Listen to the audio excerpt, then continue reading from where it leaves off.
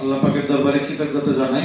উপস্থিত ড্যাট কেন্দ্রীয় নেতৃবৃন্দ এবং আমার সামনে উপবিষ্ট ঢাকা মেডিকেল কলেজের চিকিৎসক কর্মকর্তা কর্মচারীদের সবাইকে সংগ্রামী শুভেচ্ছা অভিনন্দন। বলার কিছু নাই, আমরা শুধু একটা কথাই বলবো, করব কাজ গর্ব দেশ, সবার আগে বাংলাদেশ। আমরা 17 বছর ফ্যাসিস্টের চাতাকলে ছিলাম, বিগত 17 মাসও আমরা বিরোধী দলেই ছিলাম।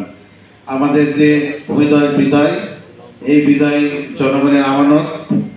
ওরা একটি দল শুধু বলে ইনসাফের রাজনীতি, আমরা ইনসাফের রাজনীতি কাজ করতে চাই।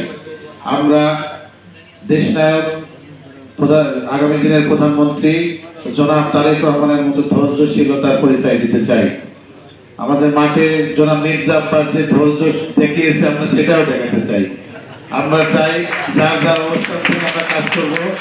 সবাই আমাদের সহযোগিতা ছিল, সহযোগী। আমরা প্রতিদ্বন্দ্বিতা করেছি, প্রতিযোগিতা করেছি, কিন্তু আমরা প্রতিহিংসা রাজনীতি করতে চাই না। এবং পাশাপাশি এটাও বলে দিতে চাই, আজকে অনেকেই দেখছি যারা এক সময় ব্যানার নিয়ে দাঁড়িয়েছিলেন, ব্যানার নিয়ে শহীদ মিনারে ছিলেন, তাদেরকেও দেখতে পাচ্ছি, তাদেরকে আমরা বলে নিতে চাই। কিন্তু আমরা আমাদের গোলের মধ্যে আছেন, কিন্তু আমাদের বুকে ছুরি মারার চেষ্টা করবেন না, এটাও বলতে চাই। সবাইকে আবারও শুভেচ্ছা অভিনন্দন জানিয়ে শেষে আল্লাহ হাফেজ।